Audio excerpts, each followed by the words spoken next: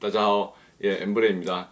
그러니까 이번 영상은 정말 특이하게도 이렇게 외진 곳에 있는 저의 영상을 어떻게 이제 찾아보시고 이렇게 질문을 주셨는지 우선 참 감사합니다. 우선 시청자분께서 해주셨던 질문인데 이 전 영상에서 제가 말씀을 드렸지만 사실은 우리의 국어 실력은 생각보다 괜찮습니다. 그래서 네이버에 혹은 이렇게 검색 엔진에 검색을 했을 때 나오는 여러 가지 글들을 여러분들이 종합해 보시면 어떤 것이 정답인지 이제 충분히 아실 수 있는 그런 내용들이 대부분인데 문제는 이분이 지금 질문해 주셨던 이 포인트 이거는 이제 제가 이제 네이버 검색을 해봐도 실제로 너무 많은 글들이 다른 결론으로 이렇게 다다라 있고 실제로 제가 지금 이제 연구를 해본 결과 거의 대부분의 글들이 사실 좀 틀렸습니다. 결론이 틀렸는데 너무 단정적인 말투로 써놔서 많은 분들이 착각하고 계시는 부분들이 있지 않을까라고 생각해서 정리 차원에서 만들게 됐습니다. 우선은 자 우리가 오피스텔 그러니까 사회초년생으로 여러분들께서 이제 주거를 고르실 때 사실은 뭐 원룸도 있을 수 있고 뭐 빌라 뭐 다 다양한 주거 형태가 있을 수 있습니다. 하지만 회사에 출근을 하기 편한 곳이 사실 상업지구에 이제 오피스텔이 많다 보니까 출퇴근의 용이성을 위해서도 여러분들이 오피스텔에 이제 거주하시는 경우가 많을 텐데요. 근데 이제 오피스텔이라는 단어 자체에서 보시다시피 오피스, 그 상업적인 커머셜한 느낌과 사실 그 주거 지역이라는 레지던스의 호텔의 느낌이 이제 결합되어 있는 두 가지 성질이 이제 병존하고 있는 그런 이제 주거 형태입니다. 하다 보니까 이 옆에서 지금 보시다시피 그 집주인 입장에서는 그 처음에 이제 그 집을 공인중개사분들을 통해서 집을 내놓을 때 여기는 전입신고도 안 되고 그 사업자 등록도 안 되고 뭐 세금 계산서도 발행을 할 수가 없다. 뭐 이런 식으로 이제 제한을 걸고서 이제 물건을 내놓으시기도 하고요. 아니면 여기는 업무용 오피스텔이기 때문에 전입신고가 안 되는 곳이다. 그 대신에 뭐 사업자 등록이라든지 세금 계산서를 내가 발행해 주는 거는 충분히 가능하다. 그래서 뭐 비용 처리가 되는 거겠죠, 사업자들. 근데 그렇게 전입 신고가 안 되는 대신에 월세를 주변 시세보다 뭐 3만 원, 5만 원 이렇게 좀 더 싸게 주겠다. 뭐 이런 여러 가지 이제 조건들이 걸려 있는 물건들이 오피스텔에는 많습니다. 근데 결과적으로 이제 이 영상의 핵심 질문은 이런 오피스텔에도 전입 신고 뭐 나아가서는 사업자 등록을 해서 주택임대차 보호법의 보호를 받을 수가 있겠는가라는 그 질문에 대한 이제 그 대답 영상입니다. 우선 결론부터 말씀을 드리자면 그 임차인이 그 오피스텔을 오피스텔을 실제로 대부분의 영역을 그 주거용으로 사용하고 있다면 앞서 말한 대로 그 어떤 사정이 있다고 하더라도 임차인은 전입신고를 할 수가 있습니다. 그리고 주택임대차 보호법상 임차인의 권리를 모두 누릴 수가 있습니다. 그리고 이제 만약에 오피스텔에 지금 주거하신 여러분들이 그러니까 근로자라고 한다면은 그러니까 연말정산에서 그 월세 부분을 그 차임을 공제를 신청함으로써 세금 환급을 받으실 수 있는 그런 부분도 가능하겠고요. 그러니까 물론 이제 결론부터 말씀드리다 보니까 너무 뚱땅하게 넘어가는 느낌이지만 그러니까 물론 이 전 영상에서 말씀드린 것처럼 그러니까 집주인이 계약 위반을 이유로 해서 손해배상 청구를 한다. 그래서 그 손해배상 청구가 과연 법원에 의해서 인용이 될 것인가? 이 문제는 변론을 하겠습니다. 그러니까 결국에는 손해배상 청구가 제기가 됐다는 것 자체가 상당히 번거로운 일이고, 뭐 집주인분이 계속 띵동띵동 이렇게 누르시면서 이게 언제쯤 나갈 거냐고 괴롭히시는 것도 이제 사실 별개의 문제라서 우선 지금 제가 영상에서 말씀드리는 바는 분명히 이제 법에서 이제 임차인에게 지금 보호해주는 그러니까 부여해주는 그 권리들, 그 법적인 얘기들을 하려고 합니다. 우선, 그러니까 실제로 이제 이거 자꾸 네이버로 하는데, 그러니까 검색 엔진에서 검색됐던 여러 가지 이제 결과들을 보다 보면은 상당히 단호한 어조로 그리고 틀린 주장들이 많이 있습니다. 그래서 저분들은 저렇게 하시면 안 되는데 싶은데, 그렇습니다. 우선은 그 예로 들어볼 수 있는 게, 그러니까 이 물건은 그러니까 등기부상 그리고 혹은 건축물 대장상 뭐 또는 공인중개사 분께서 작성한 목적물 확인서라는 서류에 업무용으로 기재되어 있기 때문에 전입신고가 애초에 불가능한 물건이다 라는 주장들이 상당히 많습니다. 근데 이건 틀린 말입니다. 애초에 그 등기부라는 것은 이제 법원 이제 등기 법원에서 처리하는 건데, 그리고 건축물 대장이라는 거는 우리 행정기관 뭐 구청이라든지 이런 관공서에서 이렇게 건물에 대한 행정을 처리하기 위해 만든 건데, 그 등기랑 이제 그 건축물 대장을 열어보시면 알겠지만 거기에는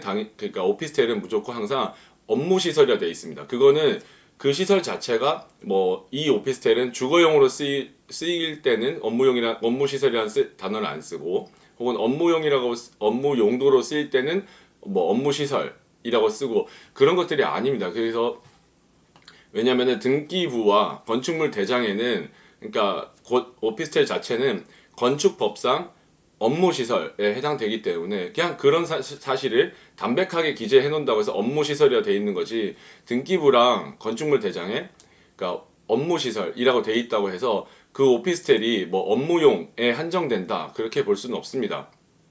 그래서 이 건축물 대장에 이제 그러니까 주거용으로 기재가 될 수 없는 만큼 이런 세금 관련된 이제 행정을 위해서만 사용이 되는 것입니다. 그러니까 다시 말씀드리자면은 결국에 사업자 등록증만을 가지고서 결국에 이제 이 오피스텔이 업무용이냐 주거용이냐를 구별하게 되는 건데, 이 세금 문제라는 말씀을 드린 게 실제로 이 오피스텔이 업무용으로 쓰이고 있느냐 주거용으로 쓰이고 있느냐 이 구분 자체는, 그러니까 이 임대인의 집주인에 대한 국가의 그 세금 부가 행정 이 부분에 이 행정 편의를 위해 가지고 이제 업무용과 주거용을 구별해서 이제 국가가 이제 집주인에게 세금 부과를 하는 것뿐이지, 임차인이 그 이 주택임대차 보호법의 보호를 받게 되는지 여부와는 그러니까 전혀 이게 별개의 논의라는 말씀이고요. 자, 그래서 두 번째로 이제 여러 검색 엔진에서 잘못돼서 이렇게 통용되고 있는 주장 중에는, 애초에 처음서부터 전입신고를 안 하기로 약속을 하고 이제 들어온 데다가, 둘째로 전입신고를 하면 또 손해배상을 하겠다라는 뭐 계약서상 문구를 삽입했기 때문에, 그렇기 때문에 이제 집주인 분의 입장에서는 그래서 내가 월세를 싸게 준 것인데, 그렇기 때문에 만약에 너가 전입신고를 하게 된다면은 우리 계약 위반이기 때문에 나는 이 계약에 따라서 손해배상을 청구하겠다. 너는 나에게 손해배상 청구할 의무가 있다. 라고 이제 주장을 하시는 경우가 많은데, 실제로 이제 이거 관련된 아직까지는 명확한 판례는 없습니다만은, 그러니까 유사한 판례가 사실 몇 가지를 그러니까 검색이 됩니다. 그래서 실제로 이 오피스텔은 업무 용도다, 전입신고가 불가능하다, 그리고 전입신고 시 손해배상을 의무를 진다라고 이제 계약을 했음에도 임차인이 전입신고를 했던 사안입니다. 근데 그런 경우에 우선 손해배상 의무가 없다라는 우선 판례가 지금 현재 있습니다. 하지만 그 판례가 뭐 만능으로서 모든 사안에 적용된다라고 단정하기 어렵기 때문에 제가 조심스럽게 아까 말씀을 드린 것입니다만, 실제로도 우리가 법원에 가서 다투게 된다면 이렇게 분명히 이렇게 제한이 걸려 있는 오피스텔이라고 하더라도 전입신고를 하는 것 자체가 손해배상 책임을 부담하게끔 하는 그런 근거가 될 것 같지는 않습니다. 자, 그리고 세 번째로 이제 많이 검색되는 주장 중에는, 그러니까 당신이 그러니까 이 주소로 개인 사업자로서 이 주소에다가 사업자 등록을 하고서 여기서 사업을 하지 않았느냐. 그러니까 당신 여기서 그러니까 음식을 해 먹고 뭐 침대에 눕고 잠을 자고 이런 건 좋은데, 물론 당신 여기서 사무실로서 다른 고객들이 이제 방문하는 그런 사업장으로 쓴 거는 아니지만, 뭐 예를 들어 요즘에는 통신 판매 이제 인터넷을 통한 온라인 통신 판매가 많지 않습니까? 하다 보니까 사업자 등록은 그러니까 지금 내가 잠을 자고 있는 내 방에다가 사업자 등록을 하고, 실제로는 그러니까 이 공간 자체는 나의 주거일 뿐, 실제로 뭐 다른 고객들이 내 집에 막 방문을 해가지고 여기서 뭐 상담을 하고 뭐 협상을 하고 그런 공간은 아닌 그런 상황일지언정, 그럴지언정 당신 이 주소로 사업자 등록을 했기 때문에, 그러니까 이 공간 자체는 주택임대차 보호법에서 말하는 주택이 아닌 거다. 그래서 전입신고도 안 되는 거다. 라는 이제 주장들이 있는데, 이건 역시도 틀린 주장이겠죠. 그래서 아까 말씀드린 대로 이 세금 관련된 행정, 세무 행정에 관련된 이 사업자 등록과 그리고 주민등록에 관한 전입신고는 이거 역시도 전혀 이제 별개의 제도입니다. 그래서 이 논의를 자꾸 섞어가지고 유리한 쪽으로 해석을 자꾸 하는 건데, 그러니까 주택임대차 보호법은 그러니까 제 2조에서 보시면 아시겠지만, 그러니까 주거용 건물이면 적용이 되는 것입니다. 그러니까 그것이 그 이외의 나머지 요건들은 사실은 고려의 대상이 아닌 거죠. 그래서 이 공간 오피스텔이라는 이 공간 자체가 그러니까 대부분이 이제 실제 주거용, 뭐 기와 침식이라는 뭐 옛날 한자 단어를 많이들 쓰는데, 그러니까 여기서 기거하면서 뭐 누워가지고 잠도 자고 이제 밥도 먹고 이런 주거용에 사용이 된다면, 실제로 사용이 된다면 그 형식이 어떤 형식이든지 간에, 그리고 임대인이 실제로 그 국가와의 세금 행정 관계상 어떤 식으로 자기가 등록을 했던지 간에, 심지어는 임차인이 내가 사업자 등록을 이 주소를 했던지 간에 그런 것들은 부차적인 요소로 사실 고려의 대상이 아닙니다. 근데 논의가 자꾸 섞여 있는 그런 부분들이 되겠습니다. 그래서 지금 말씀드렸듯이 주택임대차 보호법상 그러니까 주거용 건물인지 여부, 주택임대차 보호법이 적용되는지 여부는 그러니까 형식을 불문하고 실제로 주거용으로 사용되는 경우에 그것이 이제 유일한 기준이라고 하겠습니다. 그래서 다만 이제 현실적으로 이 실제로 주거를 하는지를 그러니까 행정관청에 있는 공무원분들께서 직접 나오셔서 매번 조사할 수가 없다 보니, 그래서 주민등록을 전입신고를 했는지 아니면 여기다 사업자 등록을 했는지, 그리고 자녀가 여기서 이 근처 학교에 취학을 했는지, 아니면 상수도 요금이라든지 그러니까 전기 요금이 이제 어느 정도 부과가 되는지, 실제로 가정집과 그 사업장에서 부과되는 요금은 다르지 않겠습니까? 그러니까 그런 것들을 재반 사정을 고려해가지고 이제 어느 정도 추단해가지고 이제 세금 행정이 이루어지게 되는데요. 그래서 그 부분을 이 다음에서 이제 예를 들어서 말씀을 드리겠습니다. 그래서 우선 이거부터 먼저 말씀드려야겠네요. 그러니까 그럼 결과적으로 왜 이런 논의를, 이런 틀린 주장을 임대인 측이나 공인중개사분께서 임차인에게 이런 틀린 주장을 하면서 압박을 하게 되느냐? 이걸 보면 결국 세금 문제라고 말씀을 드렸죠. 그래서 그러니까 애초에 이 오피스텔은 유틸리티한 건물이기 때문에 이 건물을 소유한 임대인, 소유한 사람에게 국가가 어떤 세금을 어떻게 매겨야 되는지가 되게 불분명합니다. 하다 보니까 그러니까 임차인과 전혀 상관없는, 그러니까 임대인과 국가와의 관계에서 세금 문제에 있어가지고 실제로 이 옆에 있는 이제 네 가지 경우가 이제 존재할 수 있습니다. 첫째로 이 집주인이 이 오피스텔을 그러니까 자신이 직접 거주하거나 자신이 직접 업무적으로 사용할 용도로 이 오피스텔을 만약에 구매를 했다. 그러니까 이제 이걸 구매를 했으면 사실 국가와의 관계에서 이게 첫 번째 이제 요 옆에 있는 첫 번째 그 단락은 이 물건을 이제 구매를 했을 당시에 매수를 했을 당시에 이제 부과되는 세금이고, 이 옆에 있는 옆에 있는 표는 이제 실제로 그 집주인이 이거를 그러니까 다른 사람한테 그러니까 이제 임차를 줬을 때, 렌트를 해줬을 때 이제 발생되는 세금입니다. 그래서 위에다 좀 적었어야 좀 더 명확했을 텐데, 그래서 만약에 직접 자기가 거주하고자 하는 경우 1번의 경우에는 자신이 그 부동산을 오피스텔을 매수를 했을 때 당연히 국가에는 이제 취득세를 내야 되고 거기에 따른 부가가치세를 이제 내게 됩니다. 근데 당연히 자기가 직접 사용하는 거기 때문에 렌트를 해주는 게 아니니까 뭐 임대소득세, 부가가치세 이런 거 발생할 일이 없겠죠. 근데 두 번째 경우, 그러니까 이 집주인이 이 집을 오피스텔을 자기가 매수를 할 때 당연히 취득세와 부가가치세가 발생이 될 것이고, 그리고 자기는 실제로는 렌트를 해주고 있는데, 근데 그 렌트를 함에 있어서 자신이 국가에다가 임대사업자로 등록하지 않고 임대를 하는 경우들이 많습니다.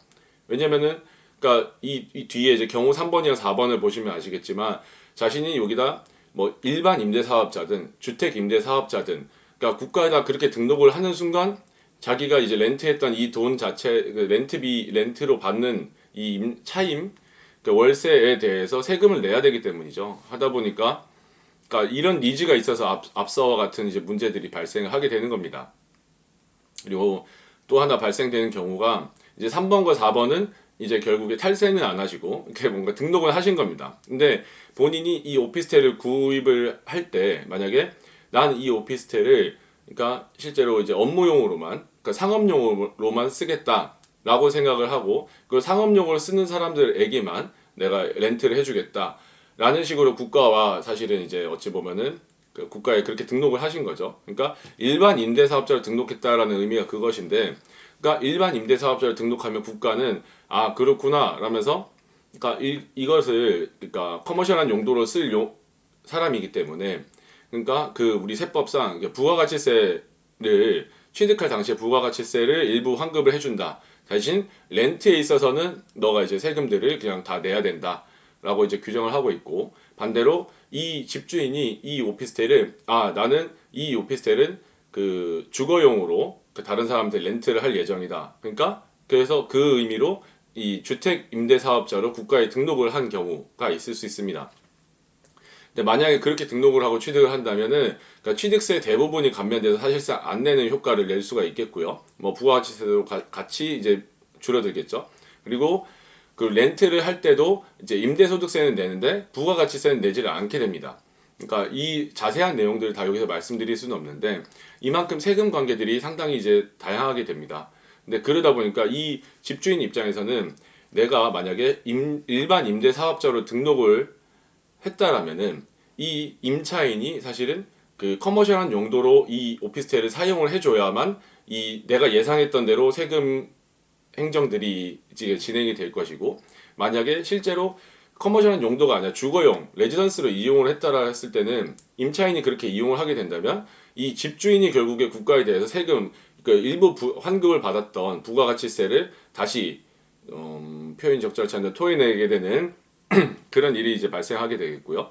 반대로 이제 경우 4번과 같은 경우에도 사실은 그러니까 원래 받았던 세제 혜택을 사실 이제 다시 환급을 하게 되는 그런 문제들이 발생하게 됩니다.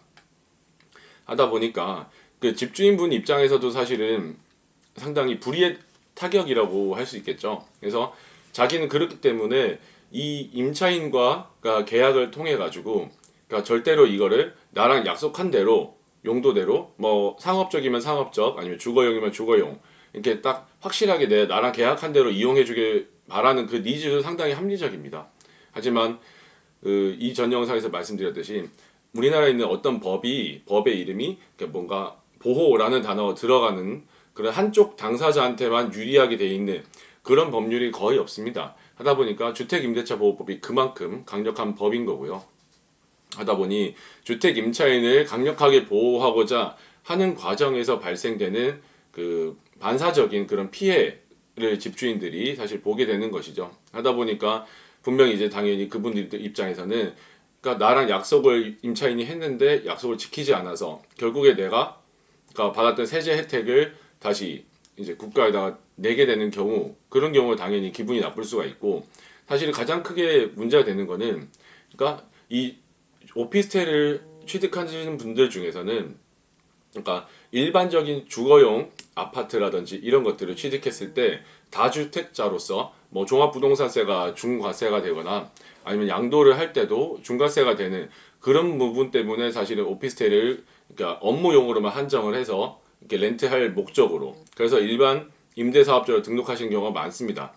그러니까 그렇기 때문에 이분들이 만약에 자기는 그렇게 할 용도로 그러니까 이 매수를 했는데 오피스텔을, 그러니까 임차인이 그러니까 커머셜하게 쓴다고 약속을 해놓고 실제로 자기가 거기다 전입신고를 하고 주거용으로 쓰고 그렇게 된다 했을 때, 그렇게 되면 자기는 생각보다 엄청나게 큰 타격의 세금을 이제 입게 됩니다. 그러니까 부과를 받게 되는 게, 이제는 이게 단지 내가 감면을 받았었던 뭐 취득세나 뭐 이런 것들을, 그러니까 그거 받았던 혜택을 그냥 다시 국가에다가 다시 납부하는 이 정도 문제가 아니라, 그러니까 자기는 이제 다주택자로서 상당히 높은 그 종부세, 요즘 문제 많은 종부세를 많이 내게 되고, 실제로 이걸 나중에 팔게 될 때도 엄청난 그 고율의 이제 양도소득세를 물기 때문에 실제로 엄청나게 경제적 큰 타격이 있게 됩니다. 하다 보니까 이 부분에 대해서는 상당히 많은 트러블들이 있습니다.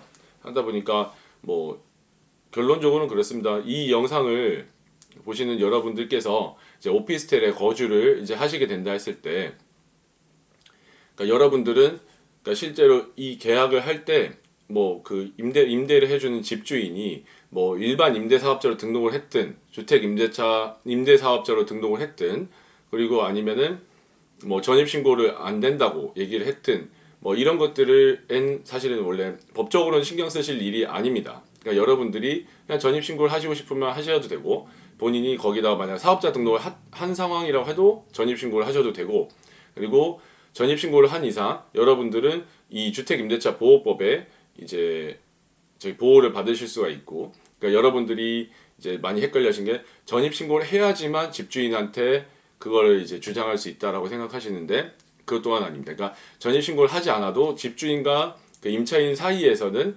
분명히 이제 주택임대차 보호법이 적용이 됩니다. 결론적으로는 그냥 주택임대차 보호법이 적용이 됩니다. 다만 아까 말씀드린 대로 집주인에게도 상당히 큰 경제적인 그 불측의 손해가 발생이 되기 때문에 실제로 이 문제를 원만하게 해결하기 하는 과정에서 주택임대차 보호법만 결국에 주장하기도 쉽지가 않습니다. 그래서 결론적으로는 만약 여러분들께서 만약에 불편함을 겪기 싫으시다라 했을 때는 당연히 이제 이런 제한이 없는, 그러니까 원만한 계약이 체결될 수 있는 집을, 오피스텔을 구하셔야겠지만, 만약에 지금 이 집이 너무 좋고 뭐 그렇다 했을 때 내가 뭔가 조금은 그렇습니다. 권해드릴 수는 없는데 뭐 그런 사정이 있다라고, 여러 사정이 있다 했을 때는 결국에는 나는 이제 이 집을 이제 주택임대차 보호법을 이 집에 적용하겠다라는 주장을 하시는 것도 법적으로 가능하다라는 말씀을 드리고요.